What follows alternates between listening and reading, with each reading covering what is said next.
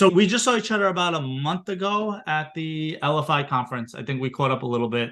Really excited to have you here today. I know not a lot has changed in the last month and a half, but I've been having these webinars where we're not really talking about a specific topic, but more just talking about state of the market, right? Like just a broad sense of what's going on, what are you seeing, where do you see opportunities in the next 6, 9, 12 months, and just have a general conversation and then just open it up to Q&As. How does that sound, Jeremy? Sounds perfect. Whatever you guys want to discuss, I'm happy to discuss. Perfect. So thank you guys for jumping into the November. I can't believe it's already November SIH monthly webinar. Really happy to have Jeremy. Last time Jeremy jumped on, we did a deep dive in the due diligence on ATM funds. So Jeremy is someone I really respect and honor, and really grateful that he's in my network. He's helped me with my book when I was writing the topic on investing. So always really happy to have him jump in. Jeremy, just in case someone doesn't know who you are at this point in the passive investing world, can you give a brief synapse about you, and then we'll jump in? Yeah, I'll make it really quick for everybody. I am located near Newport Beach in California. I'm actually from Montreal originally. I grew up in Montreal and moved to the US about 20 something years ago. I spent over 10 years in the corporate world. I have an MBA from the Wharton School, but I eventually got out of the corporate world from cash flow, from passive cash flow. So I've been a passive cash flow investor in syndication since 2002, so over 21 years now. And I've been a full-time passive cash flow investor since 2007, which is now over 16 years. So I've been through the last cycle. I'm now going through this cycle. And I'm a hyper diversified person who focuses on more predictable, stabilized cash flow. So I'm in over 60 LLCs actively right now, probably been over 150 to 200 over the past 20 plus years. And I invest mostly in real estate, but also in some non-real estate stuff like the ATMs and other stuff. So I'm a full-time LP passive investor, just trying to find more opportunities to invest in. And I know we'll get into this, but I'm mostly on the sidelines at the moment. Got it. So you brought up two interesting things in your intro. One is that you've been through multiple cycles. How does this cycle compare to the 0709 cycle to this one? Yeah, and actually, I've been through more than two cycles. I've been through two cycles in this type of investing, but I got into this type of investing because of literally as a reaction to and as a result of the previous cycle to that, the dot-com crash. That's actually what got me looking at this space. So what I would say for this cycle is very interesting because it's not, first thing I'll say is that the big difference is that we have had a proper crash. And the media I've never seen anyone use that word. And I've decided to use it every podcast I'm on now, because that's actually what it is. And I want to make sure anyone who's new understands that. Most of our asset classes are down 20 to 30%. And it's even worse than a crash, because if you have a crash in the stock market at 20 to 30%, you've lost 20 to 30% of your money if you don't use leverage, right? Which most people don't. If you have a crash with 20 to 30% in this type of investing, you've lost most or all of your money as equity. So it's a proper crash that's impacting a lot of people. Obviously, with real estate, it's different in that you don't lose the money unless you sell, theoretically, but there's all kinds of challenges occurring with capital calls, stoppages of cash flow, some foreclosures, some loan workouts, and all kinds of stuff that's happening. I would say that this time, most of the society doesn't realize this is happening. It's not really covered very widely in the media. I think there was a little bit of coverage about office having a problem earlier this year. I've seen the odd article or two about accredited investors being impacted by apartments, but it's impacting accredited investors in a very big way, the non-institutional investors. The last cycle was much more overt, at least in its entirety, in that it was very obvious that a lot of people were just mom and pops were impacted by single family homes going down, whether they own homes and lived in them or whether they were trying to flip them, because it became a very common thing for a lot of people to get involved who weren't normal investors. So the media is not really covering this one. Now, that being said, I believe that we've only seen one of two dominoes fall so far. I think we've seen the interest rate domino fall, so that this is what caused the initial adjustment in pricing. But I think we still have a recession domino to fall. That's my opinion from a probability scenario. And that's when the mainstream media will catch up. And that's probably when the stock market just traditionally takes another leg down, starts to impact a lot more people, and people really pay more attention. I don't think that we're still going to have too much coverage in the media about this. So I think it'll still be more hidden that this crash occurred on this side of things. But I am expecting the media is going to catch up to what's going on here next year, which is when I think the highest probability scenario is of a recession. So it's a very different scenario so far. But to be fair, Dennis, I think we're in the bottom of the first inning with all this, and not much further than that. And so as it relates to our type of investing. And so I think we have a ways to go still to see how it all ends up being similar or different to the last cycle. And that's a great point. Like one thing when I going back to my days when I was in business school, it was whenever you see it on the front page of the news, that's when it's already passed. So it's, yeah, since no one's talking about it, that means we're still in the early innings of it. Yeah, but I also think that the media may not cover it too much because last time the media was happy to cover it because everyone's being impacted. People have stock market accounts, they own homes. And like, think about the percentage of Americans that own homes. Even if you're not an investor, you may own a home or even have a down payment towards a home, et cetera. So you may be impacted. So they were going to get a lot of eyeballs on those stories. How many people are really going to read about you and I investing in a multifamily deal that they may be living in? Yeah. And by the way, how much are they really going to care or be upset for us if the value of the building's down when they're paying us rent, just to be totally realistic? I don't really see the media covering it nearly as much this time, but I do see the media covering a stock market crash more so if that happens. Got it. Just on a side note, you mentioned that you're in 60 plus LLCs. How big is your tax return usually? It's funny. First thing for me is an absolute foregone conclusion. I have to extend the return, right? And normally I get the last K1 in August. Sometimes like this year was worse. I had, I think, 2 or 3 into September, but it's a long haul with my tax return. I never actually looked at how many pages it is because they do put all those K1s and everything as supporting documents, but it's very long. Got it. Because I feel like as I went from getting in 10 years ago, starting getting into passive investing, it went from 10-page return and now I'm in over 100 and it's okay. Yeah. Just the Yeah. start. Yeah, they keep in mind that each K1 is not one page, right? If you attach all the proper supporting pages, it's typically multiple pages. So it can really add up very quickly. Got it. Okay. So your general sense, I think this is a general sense that I think every time we talk, let's say every 6 months that we do talk, you're saying, Dennis, be patient. The prices are coming in. At the same time, from my perspective, I've constantly seen people having the same chart of, hey, there's a record amount of default loans coming in picture. There's a record number of defaults coming online shortly. And I feel like I've seen that chart for the last 2 years. So in your sense, you're seeing that the highest probability is next year. And this is like where you're getting the data to support like next year is the year that this might happen. No, actually, I don't want to confuse things, and I'm sorry if I misspoke. So I think the highest probability of recession is to occur sometime next year. The highest probability of the major amount of defaults is going to be in the second half of 2024 until the first half of 2026. And where I'm getting that from is that it's very simple. The vast majority of these floating rate loans that we're taking that's going to cause a problem on the non-institutional side were taken in 2021 and 2022. That puts us into 2024 and 2025 for them to be at the point where most of them had rate caps that were maybe 3 years. And getting those rate caps into years 4 and 5 is very challenging. And by the way, some of them have already had problems because they only had rate caps for 2 years, for example. But I'm just trying to give you the high level. Yeah. So then you got to figure it's going to be a few months while they're trying to sort out what to do with it. So I don't think we're going to see too much of an impact, like in terms of the whole thing going through the snake in one ball is basically going to happen probably between the second half of 2024 to the first half of 2026. That being said, what I'm trying to figure out is how many of these loans are going to be renegotiated and extended, or how many are really going to be foreclosed.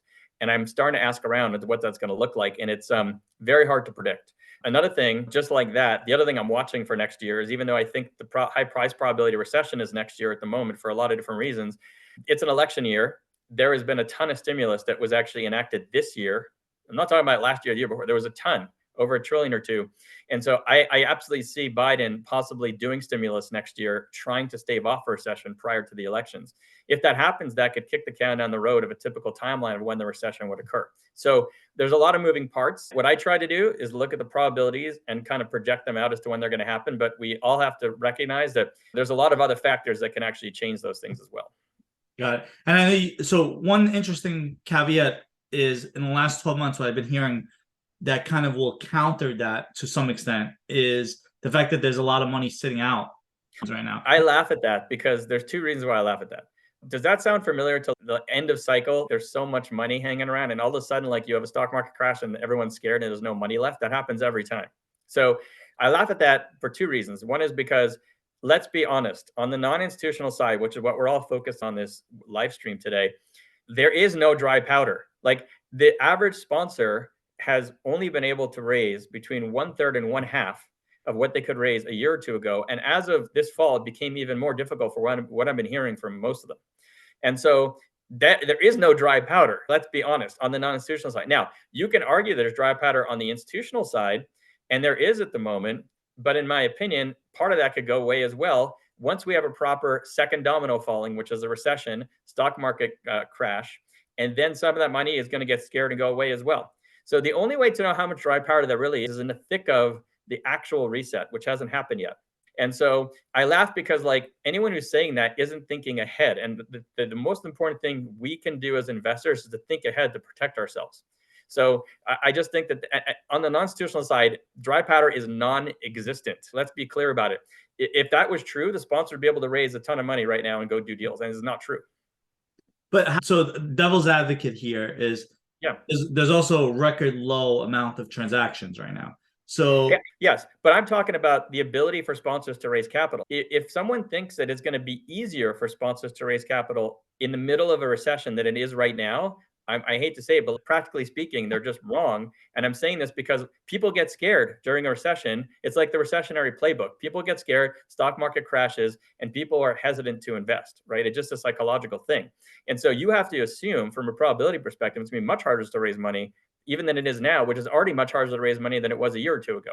So the transaction volume is low because there's a huge spread between the bid and the ask price of assets. And we can get into that for sure. But I think that's a different discussion than the actual amount of dry powder that's available. Interesting. Because the only reason why I say that, because as an operator, sometimes I really, from month to month, sometimes the investing climate, to gauge the temperature of the investor community changes. And the only way I really know if I have what the actual sentiment is at the moment is by actually announcing a deal and then seeing how it is. So I'm like, devil's advocate is that the lower transaction, lower amount of deals that are out there, so the data is skewed, where if the good deals start showing up, will investor capital be created at that point? Like a good deal will be funded regardless. And I understand what you're saying, but you have to also counter with the fact that it's just natural that when we have a recession, there's typically a stock market crash and typically everyone's scared. And so that makes it much harder to raise capital. The one interesting thing about this downturn is going to be that the majority of people who are having challenges in the investments they made were multifamily. And these opportunities that are going to come up, which I'm putting them in quotes, they are opportunities. How many people are actually interested in going back into full multifamily right now when those opportunities have stopped cash flowing, asked for cash calls? The most common thing I'm hearing, honestly, in the past few months is people are pivoting to any other asset class except for multifamily. And I'm not trying to pick on multifamily. I'm just giving you guys like what I'm really seeing, right? Because I personally like multifamily. And I'm going to be investing in a lot of multifamily once there's a downturn. But I did not invest in any floating rate bridge loan apartment deals. So I'm not being impacted by that, but most people have been impacted by that. And I only know very few people who are actually impacted by that and yet still clamoring to get into another multifamily deal right now. So that's going to be really interesting about this particular downturn and whether or not multifamily, like a lot of the sponsors, will be able to seize the opportunity to buy at much lower prices, given that multifamily is probably maybe except for office, multifamily is the least favorite asset class right now. So Jeremy, just speaking about that, because you said you have no floating rate deals right now. Is that one of your golden rules? Because that's what we've subscribed to as well. But there are some great operators that they like the 3-year model, and the 3-year model really goes well with a floating rate type of situation. Can you just speak to that a little bit on your philosophy, investment philosophy? Yeah, sure. So because I'm looking for more predictable cash flow, I only invest. I'm one of 1,000 ways to invest, and none of them are wrong. So this is just what I do, but it's whatever works best for you. But I tend to look for more longer-term predictable cash flow. That's my focus. Been my focus for over 20 years. So I much prefer to be in a 10-year fixed rate loan. That's my favorite fit. Sometimes I'll look at 7. I rarely look at 5. But when I do look at 5, that happens at the beginning of a cycle, not at the end of a cycle. So my first half of the answer is that I'm pretty much, I can't remember the last time, I don't know if I ever invested in a floating rate loan in 20 plus years. I'm not sure, but I would like to think I probably did. But the other thing I'll say is that, and this is so fascinating when you think about it, sponsors will have the highest risk opportunities for investors at the end of a cycle. But the lowest risk time for an investor to invest in that is at the beginning of a cycle. And we can get into what I'm talking about in a little more detail. But the bottom line is that when I looked at what was happening with these high value add deals, I'm looking at that saying, I'll do value add at the beginning of a cycle, but I don't do value add at the end of a cycle. And we were already in a record long cycle. So I didn't know how long the cycle would be. I just knew the timing was not right. So to me, you had the least amount of runway to take off on that airplane at that point. And it was also, aside from development, you're also in the more high risk category compared to stabilized at that point. So it's the wrong time to do it. So to me, I have the most runway at the beginning of a cycle with the wind at my back and with rents going up and the economy getting better. That's when I'm going to do value add. So I will do a 5-year fixed rate loan, okay, as a value add play with a 3 to 5 year business plan, but at the beginning of a cycle, not at the end of a cycle. That's really what drove me to not do any of that. Interesting. No, that's a great perspective of not just flat out saying no to it, just say like at a certain time in the market, Yeah. you'll do it. Yeah. We just got a question, so I'll throw it in because this is more of a free-forming Sure. webinar. Chris wanted to know, do you have a set of criteria that you use to vet deals? Yes, it's different per asset class. God, if Chris, if you want to put a specific asset class in the Q&A, I might be able to address that. I'm just going to give you some. Chris is more multifamily. Okay. So for multifamily, so I like to have tenant diversification. So I'm typically investing in a 1 to 400 unit apartment building. I stay away from, and this is for all the asset class, I stay away from volatile markets. So where prices go up and down a lot, because I actually am much more focused on the cash flow than any appreciation. I just want that predictability. So like you won't find me investing in Los Angeles. You won't find me investing in San Francisco, Miami, New York, where the prices go up and down a lot. I also stay away from Arizona. And I stay, well, from Phoenix at least, and the surrounding areas, and I stay away from Vegas because they also tend to be quite volatile in the cycles. I am looking for a diversified tenant base with an experienced sponsor. As far as the actual asset type, I have a strong preference for a 9-foot ceiling, and typically in the areas I tend to invest in, 9-foot ceilings started to appear in the early 90s, late 80s, because structurally you can never change that, and that is much more in demand now. So it's like a structural long-term challenge if you're in a lower ceiling, because I tend to target kind of class B, B plus buildings. So that's why I focus on that. And by the way, that 90s piece is a moving target, right? Maybe in a few years I'll adjust it to 2000s because of some other amenity or some other structural problem, but that's where I'm at right now. What else can I tell you?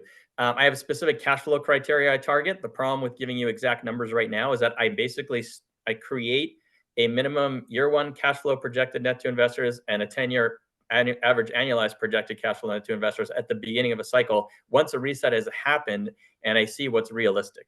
So that's how I function. So I don't have a specific cash flow targets for you right now. I can tell you if something is under 8% projected cash on cash return year one net to investors, that's a very big challenge for me unless there's some unique aspect to it. And that could change once the cycle resets. What have I missed? I'm always looking for preferred return. I won't invest without a preferred return. Looking for fair splits, fair fees, look at the expense ratio. There's a ton of criteria, right? The location, the expense ratios, the business plan, and the average household income in that surrounding area compared to what you're targeting for those rents. Obviously, looking at all the rent comps. I can kind of go on and on. I don't know if this has been, Dennis, do you have anything to add that's maybe I'm missing? Yeah, I'll take you back off of it and just ask you a couple of different like subsets of that. Like one, I know you basically said you're looking for 10-year holds for most part of the cycle, unless it's the early part of the cycle. Usually 10-year holds, from my prior experience, that's how we underwrite. You're going to be in that 12 to 15% return range because it's just the IRR plays the role, the rate of time. Is that like your sweet spot of return profile?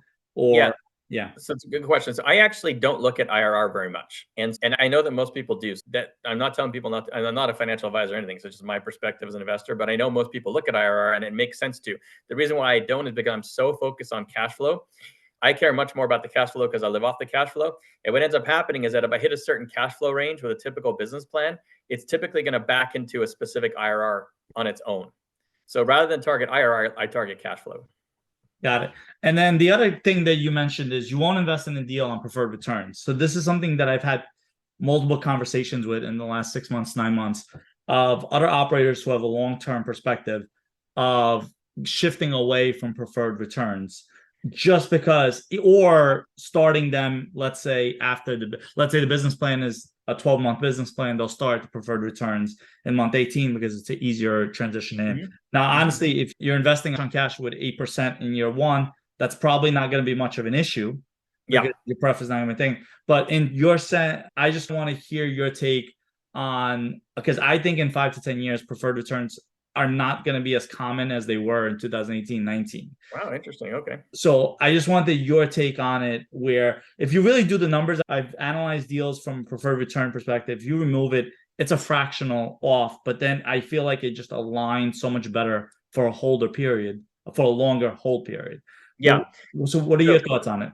yeah, and Dennis, your points you raise are very valid, and frankly, one of the things I'm always concerned about is not necessarily maximizing my profit as an investor, but making sure it's a balanced scenario for myself and the sponsor. I want the sponsor to be very motivated to actually not only operate the property well, but be in it for the long term, especially on a 10-year term. But so it's funny because I think when I tell a lot of people I have a mandatory preferred return, they assume that means I'm looking for a minimum return level. But that's actually not true. The reason why I'm looking for preferred return is actually for downside risk mitigation. It's actually about the downside, not the upside for me. So what I mean by that is that let's say I'm in a deal and it's 95% occupied multifamily stabilized building in a good location, and something happens in year 2 or year 3, and the cash flow goes from 9% to 4%. Okay. I'm in this for the cash flow, right? I'm not in it for appreciation, anything like that. So that is way underperforming.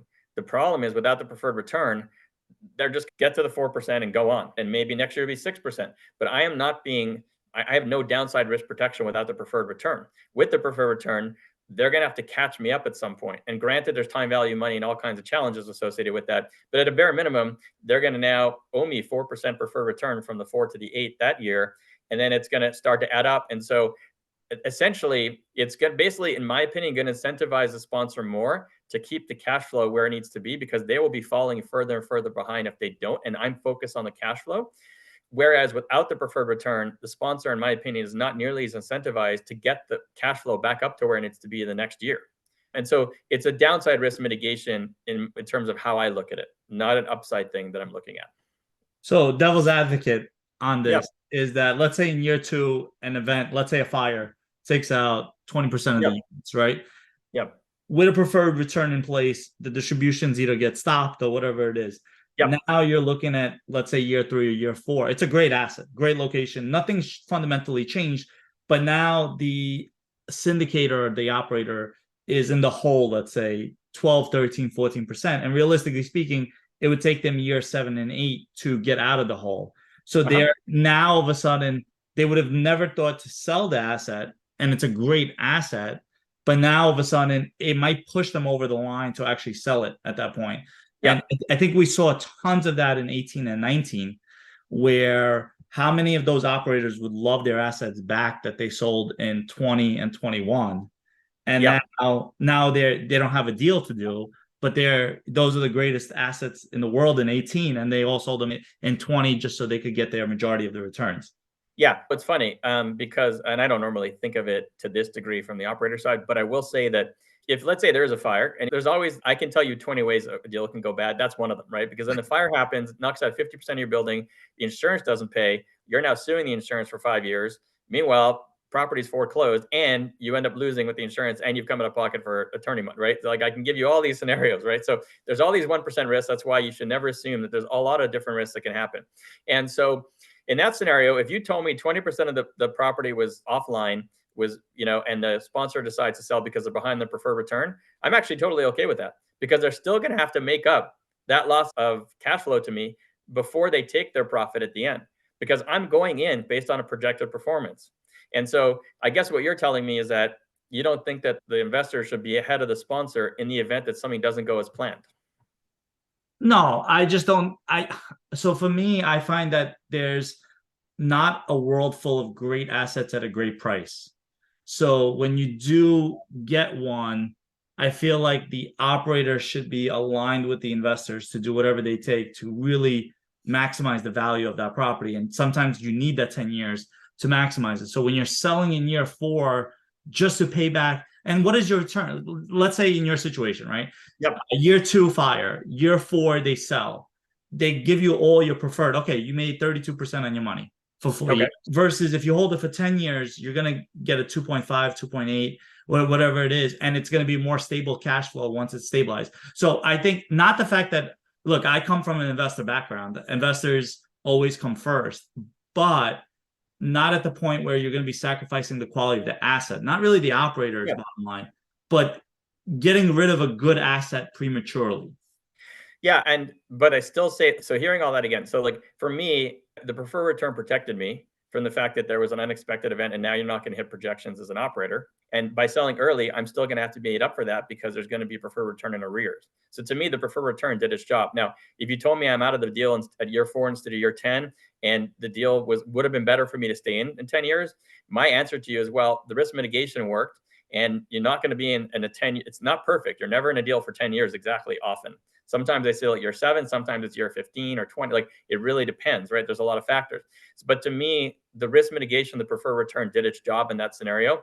And it may have not had an optimal long-term outcome, but it actually protected me. And that's why I'm saying, like, that preferred return is all about the downside risk mitigation. It's not necessarily about increasing the returns or maximizing the returns for me.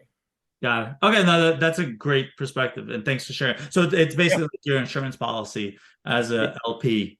Exactly. Yeah. Yeah. I think for me, it's like a non-starter. Like, it's a mandatory insurance policy to have. Everyone's different. Got it. We did get another question. What are your thoughts about investing with an operator focused on gap, mezzanine, or equity funding? So I guess different funding structures on deals.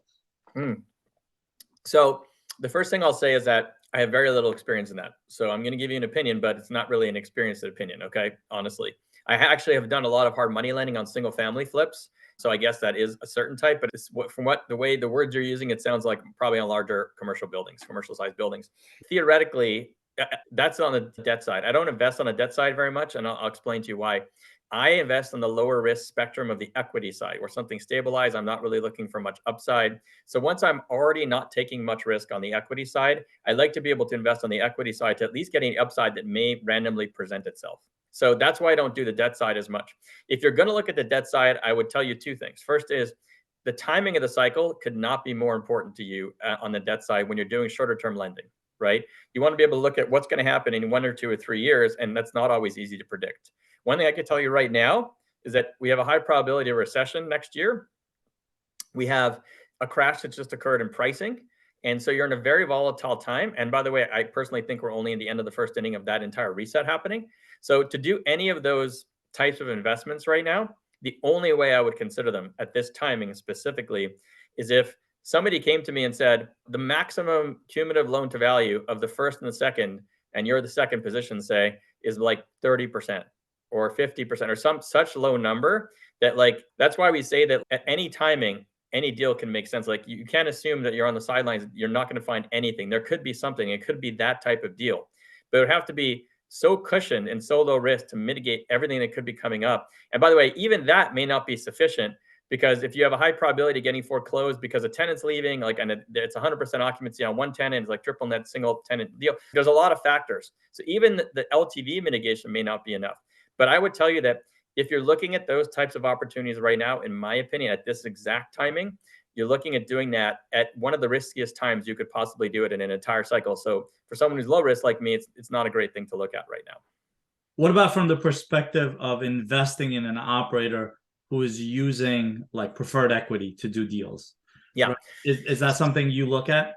Yeah, good question. I normally don't invest when there's preferred equity. I actually have invested in preferred equity several times in the past, but they've been nothing of what anyone here is probably thinking about. It's been highly unique situations, and I can give you some examples, but nothing to do with, equity, preferred equity, cumulative loan to value. It's been totally different. It's been shorter term, like bridge type scenarios on very unique situations where the risk reward was really fantastic, and not at this timing of a cycle. So generally speaking, the reason why I don't look at preferred equity stack, or at least being in a deal that has preferred equity stack, is because I am most comfortable in the 65 to 70% loan to value. At the right timing of a cycle, like beginning of a cycle, I could go up to 75, but I'm most comfortable between 65 and 70. And normally what the pref equity is doing is it's accomplishing one of two things for a sponsor. It's either increasing the total quote unquote leverage. It's not real, because preferred equity is not real, technically debt, but what I call the cumulative loan to value of the deal that's ahead of the equity. So it's increasing the risk because it's increasing the total amount of capital that's ahead of you as a common equity investor. Or it's basically maxing out the leverage, or it's providing which was happening in the 2018, 19, 20 era. It's providing a cash flow return to investors that's attractive enough to get some more equity in deals that otherwise wouldn't be able to provide on the common equity side. So it's almost like a fundraising technique, so that because the sponsor doesn't think they'll be able to raise it all on the common side. And when that happens, you're increasing risk on the equity, the common equity, because you have that higher interest rate ahead of you, right?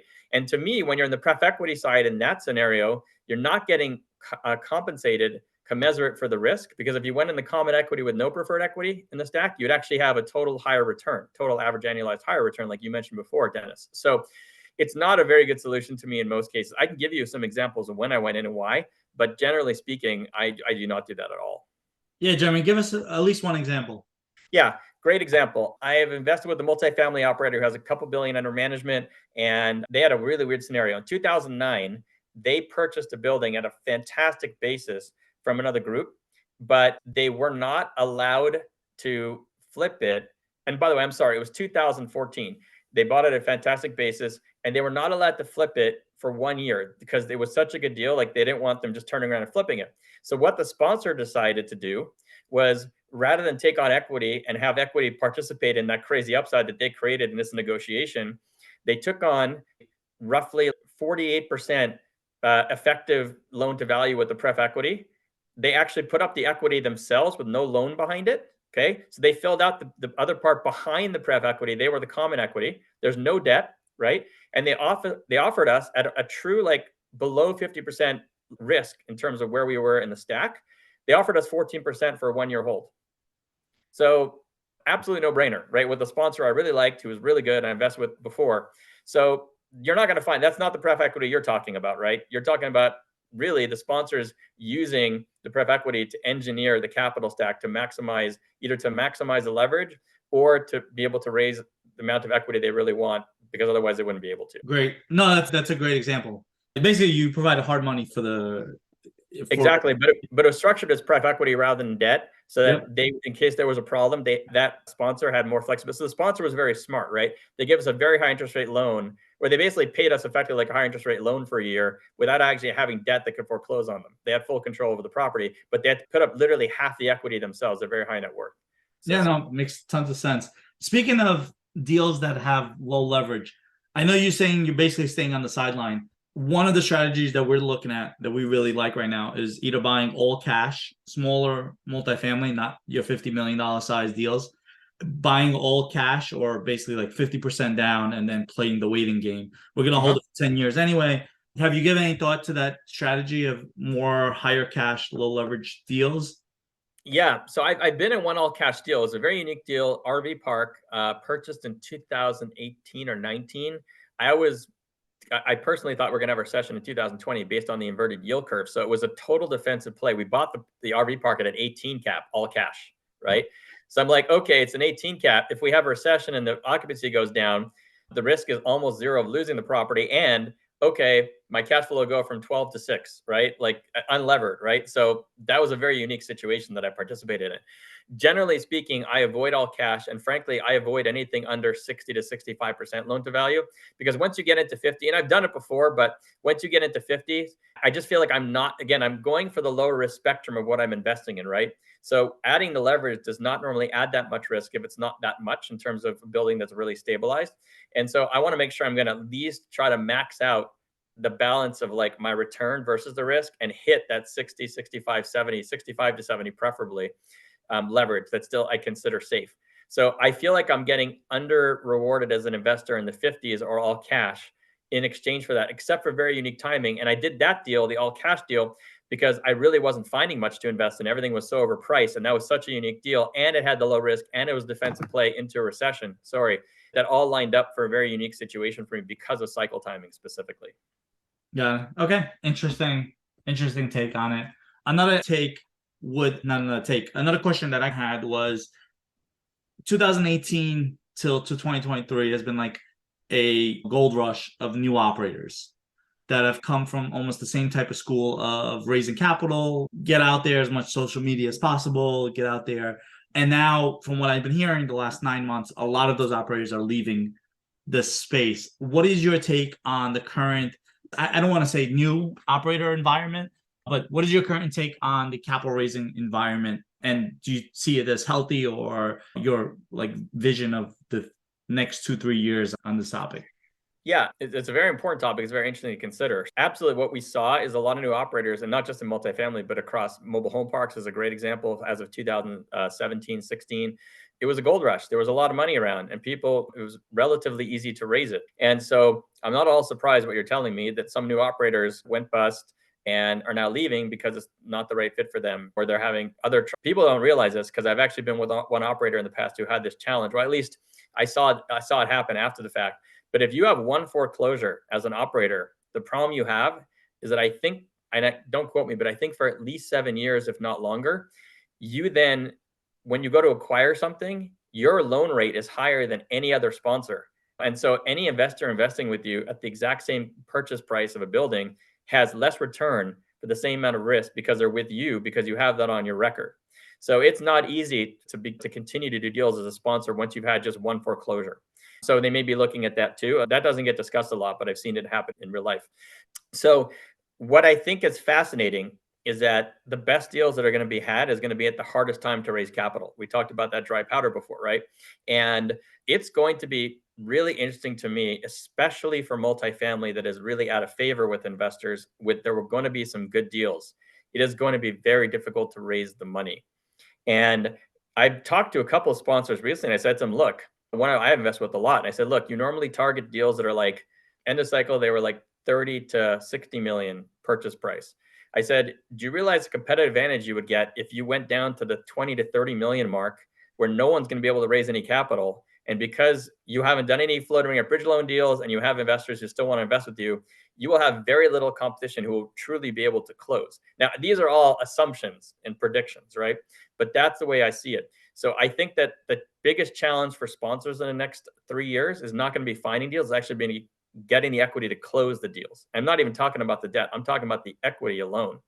And there are sponsors I know who literally have spent the last 10 years over creating their database of equity investors preparing for this moment. Like there's a sponsor I know who literally had 3 times more investors than they needed. So I was only able to see 1 out of every 3 deals they had purposefully, even though it annoyed investors, because at this time, now they can raise all the equity they need for their deals. And this was literally like a 10-year plan they had for this. So some sponsors are really going to benefit if they've actually thought through this in advance, and or if they didn't have much distress from the last few years. Interesting. I'm curious to see which operator. Is that the one from Texas? Yeah, I don't want to mention Yeah, any no, specific I know. operator because I don't know they have permission to, like, I know they're, I know them very well and they discuss their business plans. So It anyway, was sorry. unique the way you said that they were only one of 3, and I've heard that about this one specific operator, that their investor list doesn't always see the same deal as their other investors in the project. Anyway, definitely don't worry, you have to single out any names. Another question we got from Christopher: where do you find syndicators? Yeah. Wow. When I started, it's a whole different ballgame than today's. I'm still old school. It's a ton of networking and a lot of relationships. Now, it's not a good question to ask me if you're new, because I have a bit of an unfair advantage. After 20 plus years of networking, it becomes a lot easier. And obviously, it takes less time than that. So I get a lot of stuff sent to me proactively through many different sources, including sponsors I know, including other investor groups I talk to, and including investors I've known, even some of them for years. So I've gotten to the point where all the networking I've done is the longer you go, the more beneficial it is. So for me to find opportunities is not really difficult. If you're brand new, I would take a whole different strategy. It would be a combination of networking. You could look at crowdfunding sites if you chose to go down that route. You can join investor groups who would be sending you deals. And there's pros and cons to all of these, so we can get into that. But these are some good sources. You can go to conferences to network. You can listen to podcasts. And this is really good. You can listen to podcasts, listen to the sponsor you're thinking of maybe even considering, listen to whether you like what that you hear or not after 40 minutes, and then contact them directly. That's a great way. So there's like literally an endless number of podcasts you can listen to find sponsors if you wanted to, just as one example. And it's worked, right? And so one of the biggest challenges always in this space has been and continues to be finding deals. And it's a lot easier than it used to be to find deals now, thankfully. Got it. Okay, I think our next question is switching over to alternative investments. So maybe we'll make the switch over, because I think we predominantly talked about multifamily. Yep. I'll ask the first one is recent in the last 18 months, 24 months, and this is something we've privately talked about, is we had a couple of Ponzi schemes hit the community, right? What are some of your takeaways from the recent ones? How are they different from the past ones? And if you could just anything you could shed on like just the learning lessons from them. To be honest, I'm not a good person to answer that question because I don't know the full I'm not in any of those, thankfully, so I don't know the full details about them and how they happened and what people missed.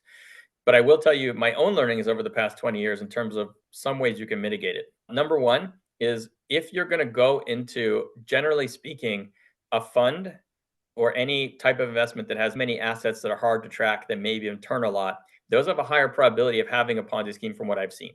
For example, if you're in a pool of 100 notes and it's hard to go and actually vet that they all exist and they're real, or if you're in a pool of 100 notes and they're turning every 6 months, even harder to really track them, pretty much impossible. So those give the sponsors more leeway to actually have more fraud if they choose to do that, right?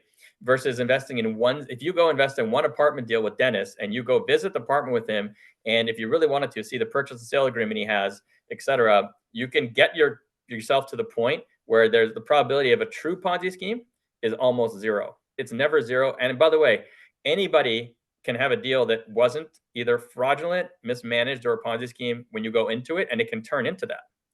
But I would also argue it's easier for it to turn into that when you're dealing with a lot of assets or a blind pool fund or other scenarios versus an individual asset. So that's one thing you can do in terms of at least being aware that those types of opportunities have higher risk for that, even though the risks are generally low. Like Ponzi schemes don't happen often, but they're never zero. Number two is, look, the more due diligence you choose to do, the more you can reduce the risk that it could be a Ponzi scheme upfront. Again, you can't really necessarily change what will happen in the future, but you absolutely can reduce your risk upfront. I'm going to give you guys a real life example. Okay. I have been investing in ATM since 2008 with two different operators. One of them started in 08, one of them started in 17. The one that started in 08 just sold their portfolio off this year and went down. I have literally correctly pre-identified 3 Ponzi schemes while doing due diligence of ATM operators in advance during that period between 08 and 2023. And it was just purely from due diligence. And I literally concluded, I said, this is probably a Ponzi, maybe it wasn't, but this is probably a Ponzi. And they all 3 got broken up by the federal government. And so what I did with the most recent one I invested in, which in 2017, which was Prestige, I know a lot of you guys know them, is besides the fact that they are ISO, which means they're actually audited, sponsored, and supervised ongoing by a bank, which most ATM operators are not. And all 3 of those that I told you about were not, because it's much easier to be Ponzi scheme if you're not going to be audited, supervised, and sponsored by a bank. I don't know why you would choose to be an ISO. I got a letter of good standing from the bank that was actually that they're involved with to prove that they were actually in good standing. I went to their headquarters, met with all their executives, looked at all their terminals on their computers to see that the ATMs were real. That could be fake too, right? But it's actually a software system that I'm familiar with from my previous operator that I was somewhat familiar with in terms of like the processor. So I recognized it. Then I actually literally had them drive me across 5 states, okay, without being able to predetermine any of the ATMs. I get to choose them. And so when we got into Manhattan in New York, they took out an iPhone, 1,500 pins dropped on a map. There were all their ATMs. I said, which ones do you want to see? So I know this is a bit of an extreme position to take.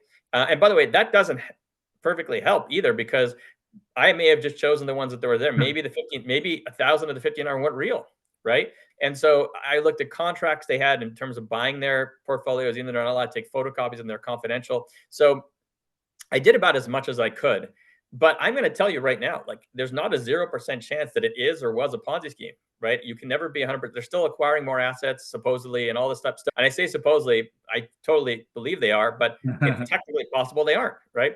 So the most important thing I can give you as a takeaway is the way you can protect yourself is to have diversification, right? Because anybody who invested with Madoff, with that unfortunate situation, if they would have invested 10% of their net worth into with Madoff instead of 100%, they may not be bankrupt. And so I'm not trying to point a finger at anybody. I'm just giving you facts, like it's an objective statement, right?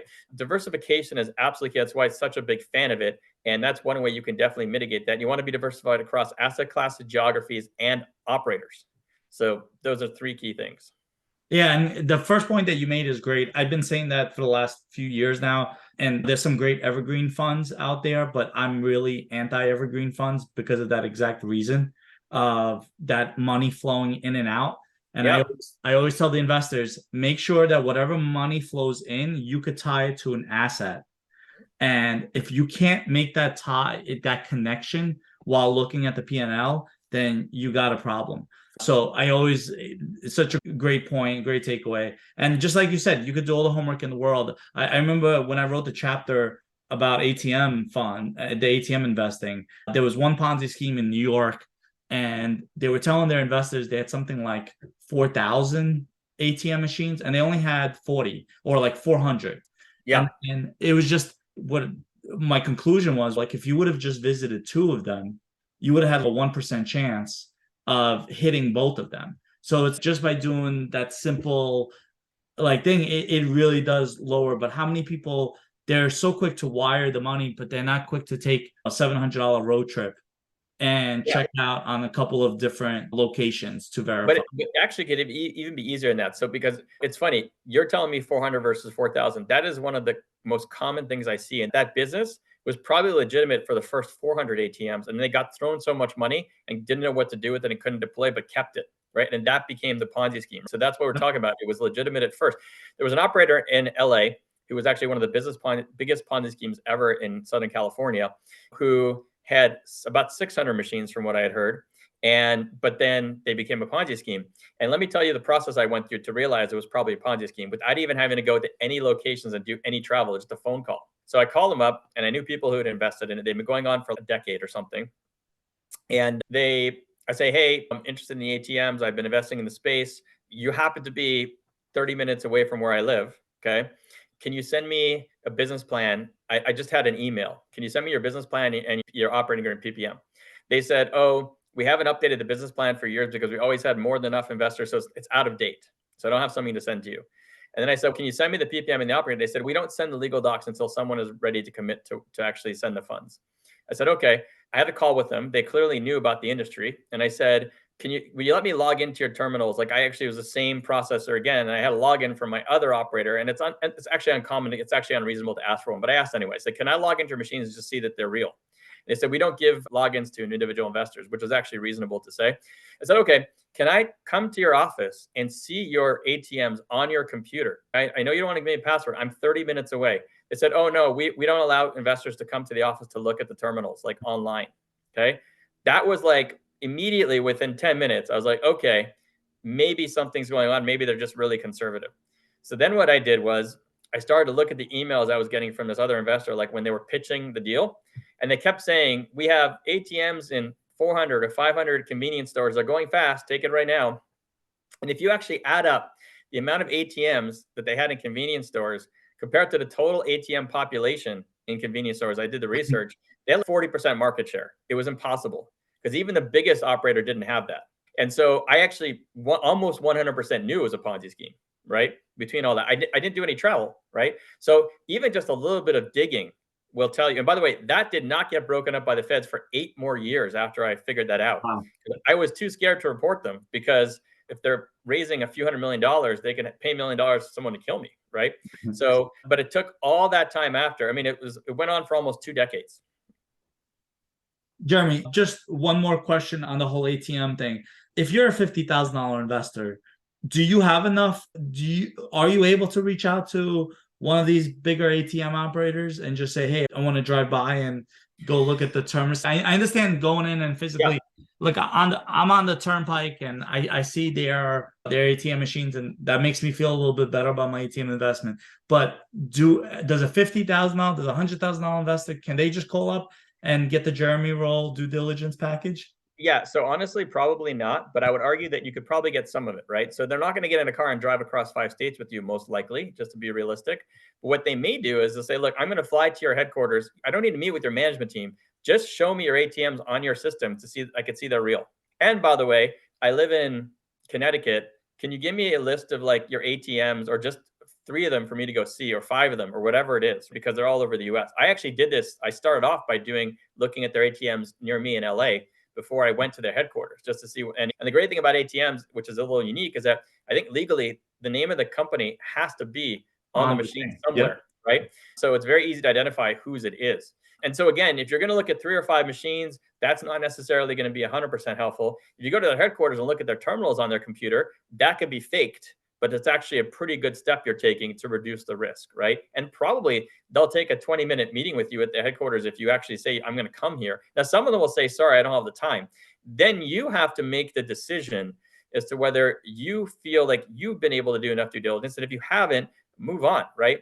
Because that, even though you may not be able to get all these things done, do not invest in something unless you're 100% comfortable with it, because the biggest challenge of investing in these types of deals is the lack of liquidity. You are locked in once you invest. So do not do it unless you can get to the comfort level you need. And if you can't, then you don't invest in that opportunity. So it is a reasonable request to ask an operator like that or similar operators to go to headquarters and actually see like the proof that this is a viable business. That's not like overstepping a $50,000 investment.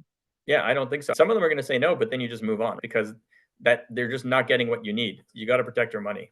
Got it. Okay, so we did get one last question, and I guess we'll wrap it up with this. What are your thoughts on the car wash offerings? That seems in the last 24 months or so, multiple operators have come around. Just general, what do you think of this space in terms of potential investment? Yeah. So first thing I'll tell you about the car wash offerings is that I've not invested in car washes, so I'm not a very good person to give you feedback. That being said, from what I have seen, the reason why I haven't looked at any of them seriously yet is cycle timing. I always, you're buying land and developing, and you have to have probably loan dollars to develop, I'm assuming. So doing development at the end of a cycle is the highest risk time to do development. So that wasn't an option for me. Okay, I'm waiting to eventually look at it. Number two, realize that most of these deals I've seen are not buying existing facilities, which is what I would strongly prefer. It's development.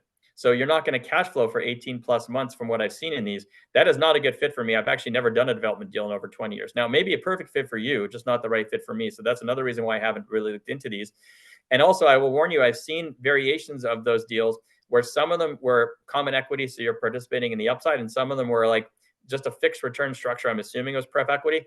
And especially in a development deal, if you're going to get pref equity, boy, that return better be high because you're taking development risk regardless of timing of the cycle to get a fixed return. That better really be commensurate with the risk. So do look out for that too. Got it. And the one, Jeremy, are you okay with it not going over by a minute or two? I did have one question I didn't see. Yeah, I could do like another 5 minutes, but I've got to get ready for a meeting in a half an hour. So the question was, I got my first capital call this week. What portion of capital calls are you seeing with your deal so far? I have not been in, actually, that is not true. I've been in one capital call.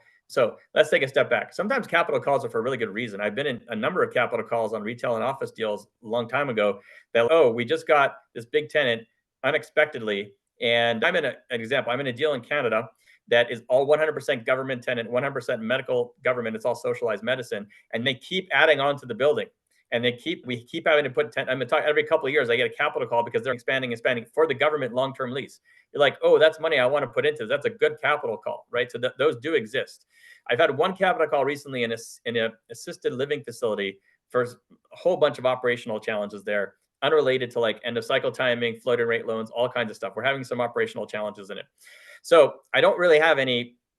Unfortunately, I'm not really exposed. I'm not in any of these floating rate loans. I'm not exposed to any of the stuff that's going on right now. So I'm not a good person to give feedback, but do yourself a favor with a capital call right now. If you're dealing with this and it's a type of capital call that has to do with a floating rate loan and extending a loan or a cash in refi or whatever it is, take a very close look at the projections you're being handed to substantiate you putting money in. And what I mean by that is there are very few sponsors who will project a recession in the next year or two, and who will project reduce revenues, increase vacancies in the next year or two.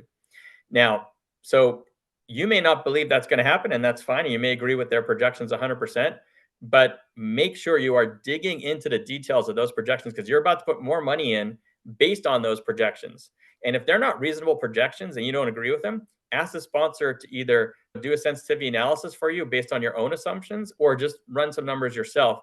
Because there are plenty of capital calls where it does not make sense for you to put the money in necessarily. And there are plenty that does make sense. But make sure you've analyzed it thoroughly with your own agreement of the assumptions, possibly going into a recession that may not be accounted for in the projections. I'm going to assume the base case is that most of those projections will not actually account for a recession. No one's talking about recession. I don't know why, but no one's talking about it. And it's high probability of coming up.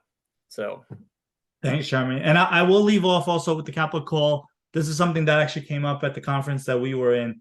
take a look now. I think in 2018, people were signing off on these PPMs.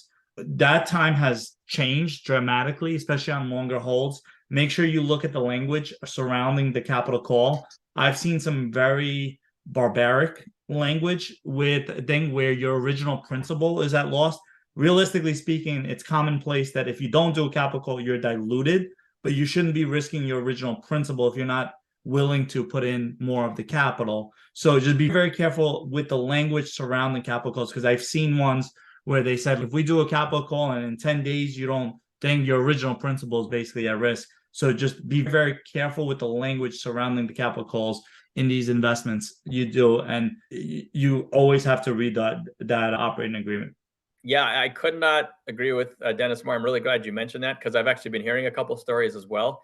And the most important thing, of course, is to look at the operating agreement and the capital call provisions before you invest in a deal. I just looked at I actually, if I mention what it is, people will know what it is. So I looked at a deal recently and I really want to invest in it, even at this timing. But the capital call provisions, there's no flexibility for the person to change them. And they were way too onerous. And I've been waiting for years to invest with this person. I was like, I just can't do it because there's just too much risk. But yeah, look at the projections and look at the capital call terms so you can understand if you don't put it in, what happens to you. And it's funny because when I gave that answer before, I just assumed it was reasonable terms. So it's a good point. You need to check the terms. Yep. All right, guys. Jeremy, so much wisdom. Always love having you on. Hopefully, next time I have you on, we'll be in the second, the third inning of the recession. Yes. Thank you guys for joining. Great questions, everybody. Jeremy, thank you so much. Have a No great problem. Thanks very much. Thanks for staying on, everyone. Take care. Bye, guys.